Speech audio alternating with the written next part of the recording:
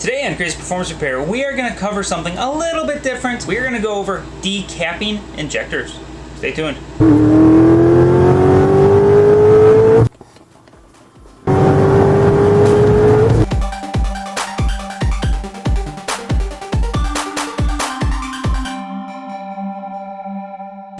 So behind me you can see I have kind of a little test bench thing going on here. This is an injector bench that I made for testing flow benching and checking out injectors. It doesn't have an accurate actual number per se that you can do, but I just want to cover something and show how it works before an actual number were to appear. But the rumor has it you can get mid 700s out of these stinking injectors, for mid 70 pound or 700 cc, whatever, for injector flow out of these old truck injectors from your GM truck. Now, this is huge for performance people because it saves having the huge expense of buying injectors. Now, injectors are extremely spendy if you were to buy a good performance aftermarket injector. The problem with that, of course, is the expense, and to get a good one that's reliable is very expensive. The stock injectors are very reliable, so you don't have to worry about reliability. Two, they're already in your vehicle, in your motor. You got from the junkyard that you're going to put in your hot rod and you're going to throw a turbo on or whatever. You already have the injectors you need. All you need to do is decap them. So we're going to show you quick how well the decapping works, and then I will go ahead and show you the process at which I decap these, which is actually relatively easy to do. So let's go ahead and show you the numbers on these injectors. So there you go, there's the two injectors. You can see they are identical numbers. So we have them on the bench here. They're on the same exact rail. We have a factory regulator on the end of this rail. I imagine it's probably 43, 44 PSI. It's from an old BMW. So we do not know the actual pressure, but it really doesn't matter because what we're doing is we're comparing this injector to this injector. So here is the bottom of the deal. You can see I have some valves here, so I'm going to take these two valves. I'm going to shut these two because those are the ones for those injectors. And then we're going to take this guy, hold on to it just to hold it into place. Okay, so just to show you they are the same. I have not changed anything. I'm going to go ahead and, without editing this little section, set this phone down here and where you can view it, and then I will not talk while I do the injector test, solely because the pump that's over here, and then of course the injectors firing up here, are going to be quite loud and hard to hear anything that I'm saying over that. So I'm just going to go ahead, hold the injectors down and do the test, and then I will let you guys judge. Now I do have, I suppose, show you, both valves are closed. I am gonna leave them valves in the view so you know I'm not messing with those, and then I'll go ahead and turn this system on and start the test here, and just watch how fast these glasses fill up. These are almost identical volumes. I say almost because there may be a little bit difference in my machining from these two pieces, but it's going to be very minor amounts of change. And with that, let's get started. Oh, and we're going to redo that. I have a connector unplugged here. I forgot to plug it in.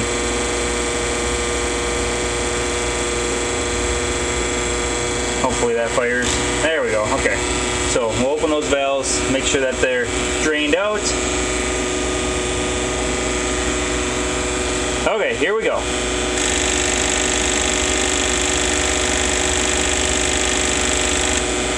Give it a second to defoam. And now you can see we're at the top up here. I'll go ahead and shut it off. Now I'll leave this rail up here if it stays. Stay. Okay. So you can see I did not move them. We still have the green dot on the left just like the before, and you can see the obvious difference. Now remember, we are filling this in, so I'm gonna assume this is probably 4 to 5 times less flow on this injector than what this injector has, and that's pretty obvious by the amount that this tube has filled up. So there you have it. That is a decapped or delidded, or however the hell you want to say it, injector, and how it actually functions. But of course, you need to know, how did I do that? How did I take that injector and do what I did? So I'm gonna pull these off of here.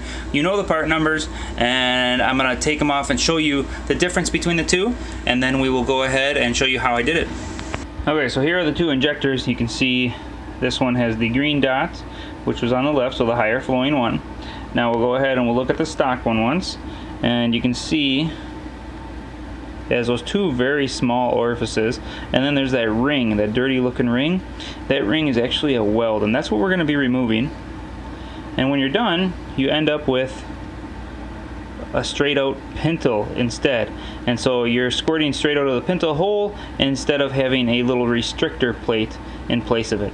So let's go ahead and go over how we make that one look like that one and flow like that one. So the first thing we need to do to the one that has not been delidded yet, or whatever you want to call it, decapped, we need to pull this O-ring off of here. So go ahead and peel the O-ring off. Now the technique I use to do that is I kind of give a squeeze, and then I push up like that. It pops it out one side, then I can take that side and roll it over the end. So that's how I get that out of there.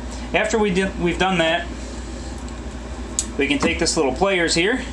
You can use any basic needle nose, and what you want to do is you want to shove it underneath. As long as it fits under here, you can shove it underneath here, and by doing this, get a better look at what I'm doing. So you can see I'm shoving it under the end of that like that. I'm going to go ahead and push it in there, and it pops that cap off without damaging it at all. So now that cap is out of the way. Now we have a straight out, ready to start the delidding process after we wipe it off injector. So I'll go ahead and clean this off quick. Just getting the goop off of it because it's nasty looking. Now never mind this crazy mess we got over here. The only thing we're concentrating on is this disc sander. So there's multiple ways to do this. I'm going to use a disc sander because it seems to be the less aggressive or painful. It doesn't do very much damage to it, and it's easiest to do it. Now if you look real close here, you can see that cap that's on there. It'd be nice if I could just pry up on that little cap and pop it off of there, but the problem is, see that little spot weld going around there? There we go. See that circle? That's actually a spot weld, or a weld that's on there. So you have to cut that weld in order to get that cap off of there. So I'm gonna go ahead, set the camera down, and fast forward quick through this little cap coming off. But it really doesn't take that long. In fact, I may not even fast forward it, just so you guys can see how little time it actually takes. Or I'll throw a timer up. That might be a better idea. So I have you at that angle because what I'm showing you is that this is flat. I'm gonna lay this flat. I'm not gonna tip it any angle that way or this way. I'm going to bring it relatively close to flat and very, very small amount of tilting to make sure I cut the weld that's in there before I cut anything else. And the way I'm going to hold this is by putting a finger here and then holding here so I can spin it nice and even and I don't interfere with this connector that is on here.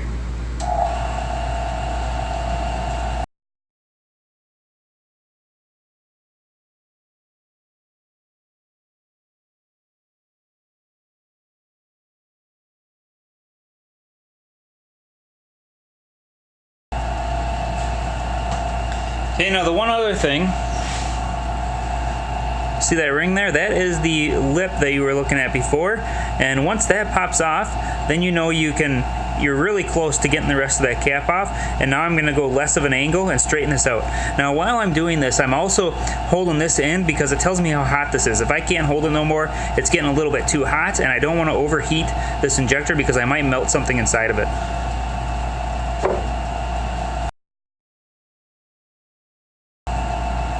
Okay, now you can see that little circle going around there is smaller than the weld itself. So what I'm going to do is that means I've gone past the cap and I should be able to pop that off of there. So to pop that off of there, I'm going to take a nice sharp pick or needle. There it is. See how it comes off like that? Now we have a nice delidded injector and we don't have any crazy sharp edges, no nasty looking cuts.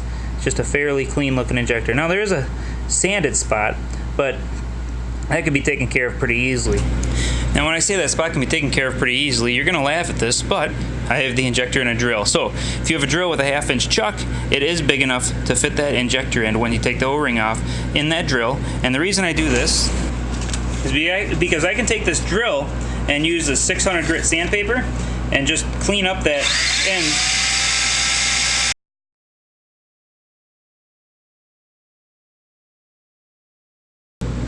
So that it looks like that, which is much cleaner and better looking.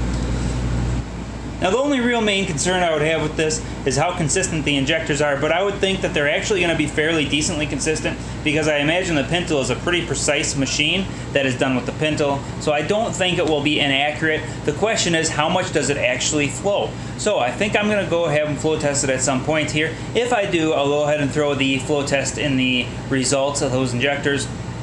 And if this system, this technique works pretty good, I'll be doing it on the lathe from here on out. I'll actually chuck the injector in the lathe, and then I'll use the lathe to decap them because it'll be a lot more precise and cleaner looking than that. And perhaps I'll be able to do it as a thing for my personal cars for cheap, affordable upgrade, because you can pick those injectors up for next to nothing in a junkyard in reality, or even on eBay. Buy an intake with injectors on it or something for dirt cheap, and then you have an intake and injectors. But I digress. So anyway, like, share, subscribe, and as always, I hope to see you on the next video. Thanks for watching.